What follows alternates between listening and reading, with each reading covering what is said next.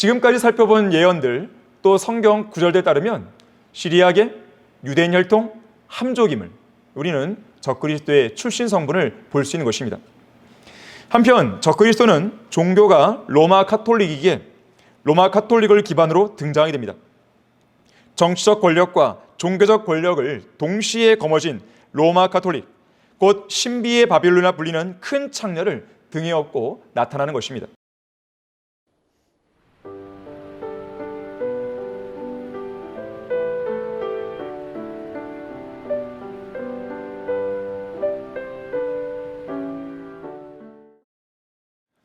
안녕하십니까?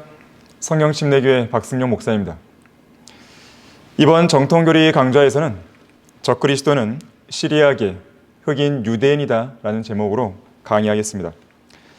성경에서 적그리스도를 예표하는 주요 인물들이 있습니다. 카인에서부터 님롯, 파라오, 발락, 시스라, 아비멜렉, 압살롬, 사울, 골리앗, 솔로몬, 아합, 여로보암, 나발, 사네립, 느부갓네살, 하만, 헤롯, 그리고 유다 이스카리옷에 이르기까지 모두 18명입니다. 숫자 18은 6을 3번 더한 값입니다. 요한계시록 13장 18절에 나오는 적그리스도의 숫자, 곧 짐승의 숫자이자 한 사람의 숫자인 666과 정확하게 일치하는 것입니다. 요한계시록 13장 18절에서 18절에 이 18도 6을 3번 더한 값이라는 사실을 유념하시길 바랍니다. 특히 이 중에서 님롯, 파라오, 골리앗 등은 함족 출신으로 흑인입니다. 피터 러크만 목사는 그의 책 짐승의 표에서 교회의 휴거 이후 세상 전면에 등장할 적그리스도의 정체에 대해서 20가지로 요약을 해놓았습니다. 제가 그 20가지를 한번 읽어드리겠습니다. 1번, 적그리스도의 종교는 로마 카톨릭일 것이다. 2번, 적그리스도의 국적은 함족의 피가 흐르는 시리아계 유대인일 것이다. 3번, 적그리스도의 전통과 성경은 북아프리카 알렉산드리아에서 유래한다. 4번, 적그리스도는 자신이 메시아, 곧 그리스도라고 주장할 것이다. 5번, 적그리스도는 죄의 사람으로서 로마의 바티칸에 3년 반 동안 있을 것이다. 6번, 적그리스도는 멸망의 아들로 예루살렘 성전에 3년 반 동안 있을 것이다. 7번, 적그리스도는 과학과 외계에 관한 한 최고 권위자가 될 것이다. 8번, 적그리스도는 입맞춤으로 전 세계를 향해 평화롭게 다가올 것이다. 적그리스도는 교회 예배에서 아프리카 음악을 사용할 것이다. 10번, 적그리스도는 바알 숭배를 회복할 것이다. 11번, 적그리스도는 지상의 모든 카톨릭 교류들과 자유주의자들을 완전히 바보로 만들 것이다. 12번, 적그리스도는 숫자 6이나 13과 밀접한 연관을 지닐 것이다. 13번, 적그리스도는 고양이와 여기서 파생된 낱말들을 통해 그의 체제를 확증할 것이다. 14번, 적그리스도는 색깔 중에서 검정색을 가장 좋아할 것이다. 15번, 적그리스도는 한때 치명적인 상처를 입었다가 회복된 오른쪽 팔과 오른쪽 눈을 못 쓸 것이다. 16번, 적그리스도는 고대 로마 제국을 재현할 것이다. 17번, 적그리스도는 처음 3년 반 동안은 이스라엘의 우호적이었다가 갑자기 돌변해서 나중 3년 반 동안은 이스라엘을 박해하고 죽일 것이다. 18번, 적그리스도는 성전에 앉아 자신을 하나님으로 내세우면서 인신 제사를 바치도록 강요할 것이다. 19번, 적그리스도는 그의 정체를 나타내는 글자로 X를 사용할 것이다. 20번, 적그리스도는 변개된 성경의 결정체로 배교한 프로테스탄트와 로마 카톨릭이 조만간 함께 추진하게 될 새로운 성경을 전격 승인할 것이다. 저는 이 중에서 오늘 강의를 적그리스도의 국적은 함족의 피가 흐르는 시리아계 유대인일 것이다, 이 부분에 맞추어서 강의를 하려고 합니다. 지난 정통교리 강좌를 들어보신 분이 계실지 모르겠지만 적그리스도는 유다 이스카리옷이다 라는 제목으로 강의했듯이 적그리스도와 동일한 존재인 유다 이스카리옷은 크리오스 사람입니다. 혹은 키리오스 사람이라도 부릅니다. 모압 출신의 시리아인인 것입니다. 모압은 오늘날 트랜스 요르단에 속해 있지만 예수 그리스도의 초림 당시에는 시리아와 밀접하게 연관된 지역입니다. 이와 관련해서 예레미야 48장 24절 25절에서는 크리옷과 보스라와 원근에 있는 모압의 땅의 모든 성읍들이라 모압의 뿔이 잘렸고 그의 팔이 부러졌도다 주가 말하노라고 말씀하고 있습니다. 여기서 모압의 한쪽 팔, 이 한쪽 팔이 부러졌다는 것은 장차 환란 시대에 등장할 모압 출신의 적그리스도가 한쪽 팔과 오른쪽 눈에 치명적인 상처를 입을 것을 예언해 주고 있는 것입니다. 이런 사실에 대해서 스가랴 11장 17절에서는 양떼를 버려둔 우상 목자 곧 적그리스도에게 화 있으리라 칼이 그의 팔과 그의 오른 눈에 임하리니 그의 팔은 바싹 마르고 그의 오른 눈은 완전히 어둡게 되리라고 예언하고 있습니다. 또한 요한계시록 13장 3절에서도 또 내가 보니 그의 머리들 가운데 하나가 상처를 입어 죽게 된 것 같았으나 그의 치명적인 상처가 나으니 온 세상이 기이 여겨 그 짐승을 즉 적그리스도를 따르더라고 말씀하는 것입니다. 자, 이렇듯 그 상처가 나아서 회복될 것이지만 오른쪽 눈과 오른쪽 팔을 사용하지 못하는 왼손잡이로 활동할 것입니다. 역사상 가장 강력한 정복자로 불리는 알렉산더는 아주 신비롭게도 왼손잡이였습니다. 알렉산더 역시나 적그리스도의 예표가 되는 인물입니다. 초림 당시 예수님의 지상생의 연수와 유사하게 알렉산더도 만 33세에 죽었습니다. 한편 적그리스도는 다니엘 8장에서 작은 뿔로도 묘사가 되는데요. 그리스를 상징하는 거친 순념소에 큰 뿔이 꺾인 그 자리에 두드러진 네 뿔이 나온 이후 그중 한 개의 뿔인 시리아에서 등장한 작은 뿔이 바로 적그리스도인 것입니다. 성경 말씀을 들어보십시오. 그러므로 그 순념소 곧 그리스가 매우 강대해지다가 강하게 되었을 때 그 큰 뿔이 꺾였고 여기서의 큰 뿔은 알렉산더를 말합니다. 알렉산더가 죽은 것이죠.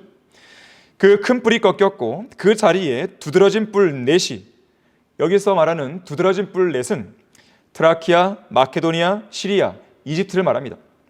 이 넷이 하늘의 네 바람을 향하여 나왔습니다. 그중 한 뿔, 여기서의 한 뿔은 시리아입니다. 한 뿔에서 작은 뿔 하나, 바로 적그리스도입니다. 작은 뿔 하나가 나와서 남쪽과 동쪽과 아름다운 땅을 향하여 심히 커지더니 하늘의 군대에 이를 만큼 커져서 군대와 별들 중에 얼마를 땅에 던지고 그것들을 짓밟더라. 정녕 그는 자신을 군대의 통치자에까지 높였으며 그로 인하여 매일 드리는 희생제도 없어지고 그의 성소의 처소도 허물어졌도다. 한 군대가 그에게 주어져서 죄과로 인하여 매일 드리는 희생제도 반대케 하며 그 작은 뿔이 그러니까 적그리스도죠. 적그리스도가 진리를 땅에 던지고 마음대로 행하며 번성하였더라. 적그리스도에 관한 예언을 담고 있는 것인데요. 다시 말하자면 여기서 나오는 큰 뿔로 상징되는 알렉산더가 죽은 이후에 그리스 제국은 네 개의 뿔로 상징되는 네 왕국으로 분열되는 것입니다. 앞서 얘기했지만 트라키아, 마케도니아, 시리아, 이집트로 나뉘는 것입니다. 그리고 이 중 한 뿔에서 작은 뿔, 곧 적그리스도가 나오는 것인데 성경의 예언에 따르면 이 한 뿔은 바로 시리아입니다. 작은 뿔이 나오는 출처인 것입니다. 그래서 우리는 적그리스도가 시리아 계통임을 알 수 있게 되는 것입니다. 또한 이 시리아 왕은요, 다니엘 11장에서 남쪽 왕, 그러니까 이집트 왕과 싸우는 북쪽 왕으로 묘사가 되고 있습니다. 여기서 남쪽과 북쪽을 나누는 기준은 역사와 예언의 중심인 이스라엘의 지리적인 위치와 연관되어 있습니다. 이스라엘의 남쪽에는 이집트가 있죠. 또한 북쪽에는 시리아가 있죠. 그래서 다니엘 11장에 나오는 남쪽 왕과 북쪽 왕은 이집트 왕과 시리아 왕에 대한 예언임을 알 수 있습니다. 특히 우리는 주목할 것이 있는데 바로 북쪽 왕, 그러니까 시리아 왕 중에서 안티오쿠스 에피파네스를 주목해야 됩니다. 이 인물과 관련해서 다니엘 11장 21절에서는 이렇게 예언합니다. 또 그의 자리에 한 비열한 사람이 서리니 사람들은 그에게 왕국의 명예를 주지 아니할 것이나 그는 평화롭게 와서 술책으로 그 왕국을 얻을 것이며 라고 말씀하고 있습니다. 시리아 왕 안티오코스 에피파네스는 강력한 왕은 아니었습니다. 하지만 교묘한 술수를 잘 쓰는 왕이었습니다. 강자에게는 약하고 약자에게는 아주 강한 아주 비열한 왕이었던 것이죠. 특히 안티오쿠스 에피파네스는 평화롭게 와서 술책으로 예루살렘을 차지했습니다. 예루살렘 성전 제단에 유대인들이 가증스럽게 여기는 짐승인 돼지의 피를 뿌리기까지 했습니다. 이런 시리아 왕의 가증스러운 작태는 장차 대환란 기간에 적그리스도가 등장해서 주의 거룩한 성전을 더럽히고 성전에서 드리는 희생제와 예물을 금지시키며 가증함을 확산시킴으로 황폐케 하게 될 가증스러운 모습을 예언적으로 보여주고 있습니다. 또한 적그리스도는 유대인의 혈통을 지녀야 됩니다. 시리아 계통이면서 유대인의 혈통이 있어야 됩니다. 왜냐하면 그렇게 해야 자신을 메시아로 내세워서 대환란 기간에 유대인들을 속일 수 있기 때문에 그렇습니다. 그래서 성경은 적그리스도를 가리켜서 너 불량스럽고 악한 이스라엘의 통치자야 라고 에스겔 21장 25절에서 부르고 있는 것입니다. 이방인의 통치자가 아니라 이스라엘의 통치자라는 사실을 주목하십시오. 그런가 하면 적그리스도의 예표인 님롯은 최초의 이방 왕국을 세워 하나님을 대적한 인물로서 쿠스의 아들이며 함족 출신의 흑인입니다. 참고로 여기서의 쿠스는 에디오피아의 조상이 되는 것입니다. 이러한 예표로 볼 때 적그리스도는 함족 흑인임을 알 수 있습니다. 그래서 예레미야 13장 23절에서는 적그리스도의 예언과 관련해서 에디오피아인이 그의 피부를 바꿀 수 있으며 표범이 그의 점들을 바꿀 수 있겠느냐라고 말씀하는 것입니다. 지금까지 살펴본 예언들 또 성경 구절들에 따르면 시리아계 유대인 혈통 함족임을 우리는 적그리스도의 출신 성분을 볼 수 있는 것입니다. 한편 적그리스도는 종교가 로마 카톨릭이기에 로마 카톨릭을 기반으로 등장하게 됩니다. 정치적 권력과 종교적 권력을 동시에 거머쥔 로마 카톨릭, 곧 신비의 바빌론이라 불리는 큰 창녀를 등에 업고 나타나는 것입니다. 그래서 로마 카톨릭을 상징하는 이 큰 창녀는 주홍빛 짐승, 즉 적그리스도 위에 앉아 있고 또한 일종의 땅의 왕들을 다스리는 큰 도성으로 불립니다. 특히 로마에 있는 7산 위에 앉아 있다고 요한계시록 17장 9절은 말씀하고 있습니다. 여기서 7산은 퀴리날레산, 비미날레산, 카피톨리노산, 에스큘리노산, 팔라티노산, 첼리오산, 아벤티노산입니다. 이런 사실과 관련해서 시인 프로페르티우스는 로마는 온 세상을 통치하는 7산 위에 높이 솟은 도시라 했고요. 알렉산더 히슬로비스는 2개의 바빌로니안 책에 따르면 로마의 교황은 항상 자신을 가리켜 7산으로부터 온 남자라고 불렀다고 합니다. 특히 로마 카톨릭은 자주색과 주홍색, 금잔으로 상징됩니다.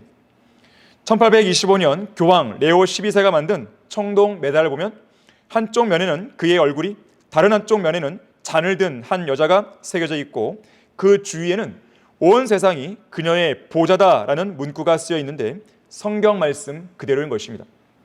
또한 창녀 로마 카톨릭은 성도들의 피와 예수의 순교자들의 피를 많이 흘렸고 정치적인 권세를 지니고 있으며 술 취한 도성, 불의한 도성, 교만한 도성, 음행한 도성, 상업적인 도성 등으로 묘사하고 있는 것입니다. 자세한 내용은 요한계시록 17장과 18장을 통해서 여러분들이 확인해 볼 수 있습니다. 또한 부유한 도성으로도 묘사가 되는데요. 실제로 적그리스도는 장차 환란 시대에 교황청을 기반으로 국제적으로 세금을 거두고 부를 축적할 것입니다. 그래서 다니엘 11장 20절은 적그리스도를 가리켜서 세금을 거두는 자로 묘사하고 있는 것입니다. 한편 마지막 교황은 적그리스도일 가능성이 높은데요. 앞서 언급했듯이 적그리스도가 함족 출신임을 감안하면 장차 흑인 교황이 등장할 수도 있는 것입니다. 그래서 2013년에 교황 베네딕토 16세가 사임할 당시에 그 후임으로 흑인 교황이 거론된 적이 있었습니다. 지금도 심심찮게 로마 카톨릭 내부에서는 그런 소문이 돌고 있는데요. 유력한 후보로 거론되고 있는 사람이 가나 태생의 피터 코도 아피아 턱슨 추기경이나 나이지아 태생의 프란시스 아린제의 추기경이 거론되고 있는 것입니다. 또한 적그리스도는 다니엘보다 더 현명한 자로서 난해한 문장들을 깨닫고 초인적인 지혜와 탁월한 통치력으로 전 세계를 지배할 것입니다. 적그리스도는 이 모든 능력을 사탄으로부터 받게 되는 것입니다. 자, 이상 적그리스도에 관한 심도 있는 실질적인 지식은 바르게 보존된 한글 킹제임스 성경을 통해 얻을 수 있으며, 특히 성경을 성경으로 비교해서 공부할 때 온전히 깨달을 수 있는 지식입니다. 이와 관련해서 고린도전서 2장 13절에서는 또한 우리가 그것들을 말하되 인간의 지혜가 가르치는 말로 하지 아니하고 성령께서 가르치시는 말로 하나니 영적인 일들을 영적으로 비교하여 말한다고 말씀하고 있습니다. 영적인 일들을 영적으로 비교하는 것이죠. 성경을 성경으로 비교해서 우리는 진리의 지식을 공부할 수 있는 것입니다. 자, 여러분도 바르게 보존된 성경을 통해서 올바른 성경적 지식을 갖춤으로 오늘날 많은 사람들을 미혹하기 위해 활동하는 거짓 목사들, 거짓 신학자들, 거짓 교사들에게 속지 말기 바랍니다. 특히나 적그리스도에 관한 정보와 연관해서 여러분들을 속이고자 하는 그러한 거짓 목사들과 신학자들로부터 여러분들이 잘 피하시길 바랍니다. 온전한 지식이 있어야 속지 않으며, 온전한 지식이 있어야 온전한 분별력을 가지고 승리의 생활을 살 수 있는 것입니다. 감사합니다. 그리스도인은 한글 킹제임스 성경을